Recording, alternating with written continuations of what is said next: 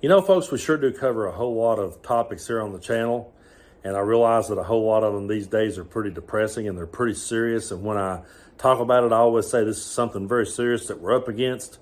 But no matter what it is that we're talking about, and no matter how serious that it gets, in the back of my mind, I'm saying, yeah, we're going through this. And also, RFK Jr. is the one now in charge of our health.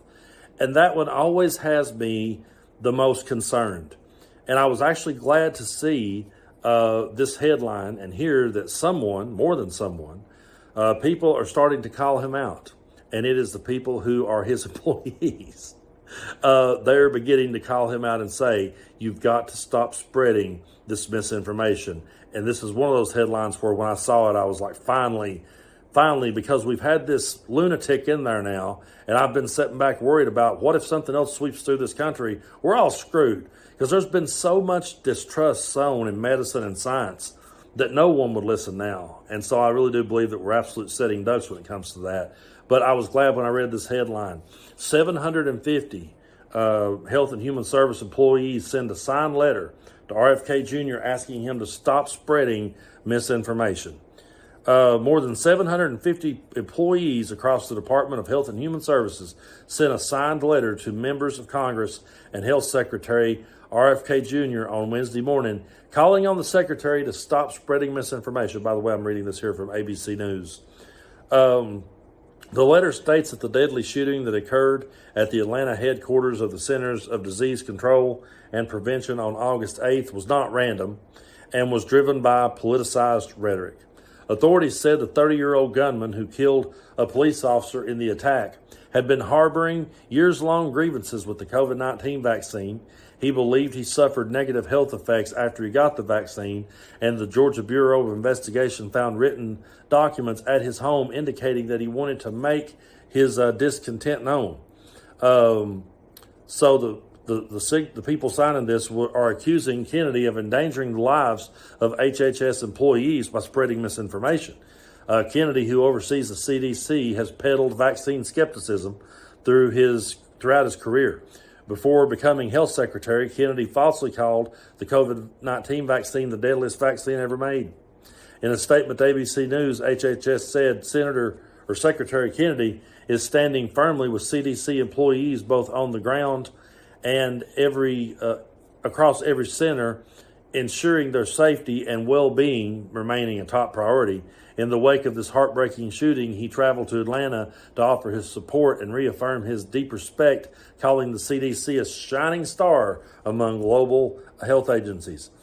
For the first time in its 70-year history, the mission of HHS is truly resonating with the American people, driven by Donald Trump and Secretary Kennedy's bold commitment to make America healthy again, the statement continued.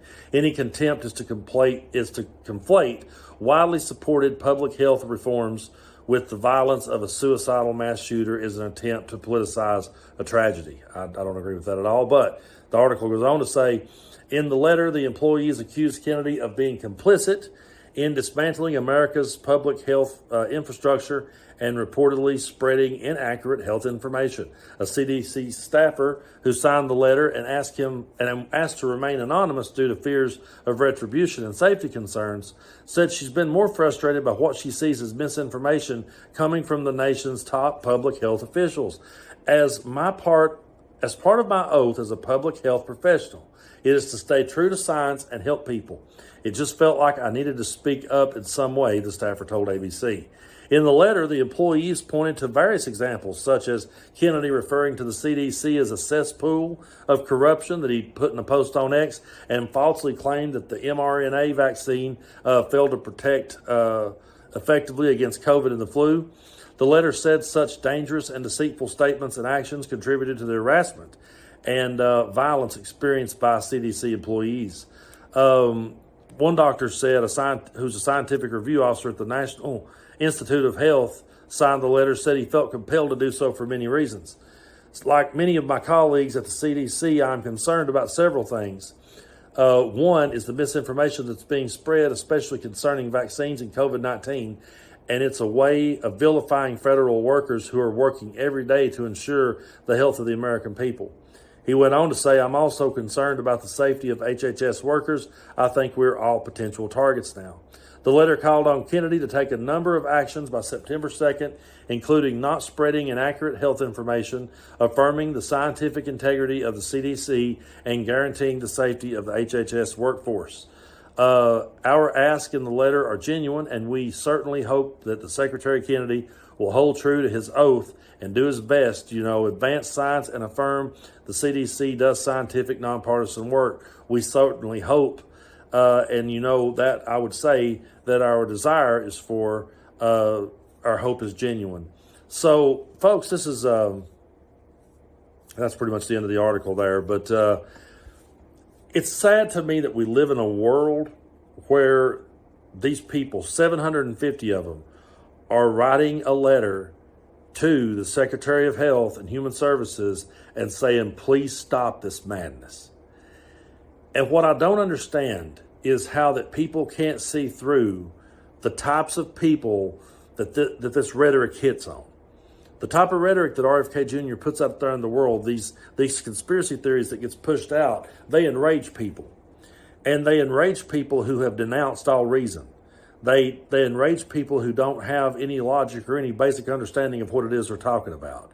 And while those things may be there to stir the pot and get people worked up, they're very dangerous and puts a lot of people's lives and careers at risk. And it sows so much distrust in science and in medicine that how are we ever going to advance? How are we ever going to move forward if we've always got someone like that always there pulling us 2 or 3 steps backwards? How's that ever going to work? How are we ever going to succeed?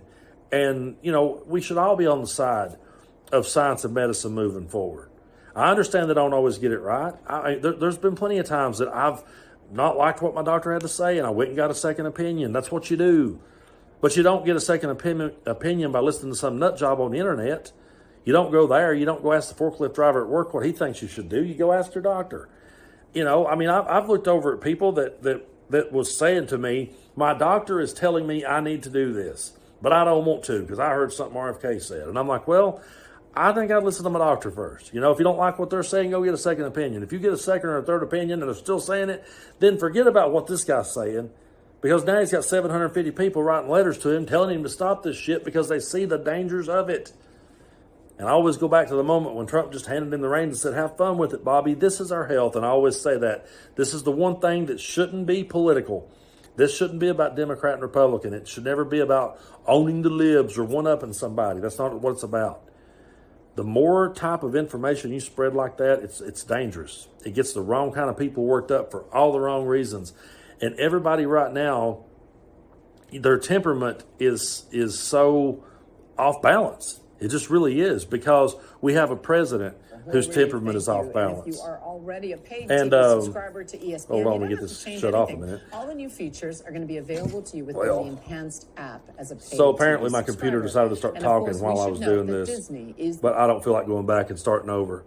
So where I was going with that is, when this kind of information gets pushed out there into the world constantly, it reaches the wrong kind of people. And we're never going to be able to advance or move forward if this continues to happen. It's dangerous. And people's temperament these days is so on edge. What I was saying is, their temperament is so on edge because we have a president who keeps them on edge. This flooding of the zone, this keeping everybody just living in hysteria. And then, yeah, they may get sick. They may have issues. And they've got RFK Jr. over here spreading stuff, getting it in their head as to this is why it happened. It puts a whole lot of people at risk. So there's so much work to be done going forward that I really wouldn't know where to start, other than to continue to sit here every day and call this stuff out and hold them accountable. And I'm glad to see people finally holding RFK Jr. to some account. I can't wait for the day that he's out of that position and we have someone back in there that will listen to science and listen to the experts, and not just listen to some random conspiracy theory that got cooked up on the internet. Because I could cook one up right now. I could sit here right now and just type you up a big bunch of bullshit. Doesn't mean it's true.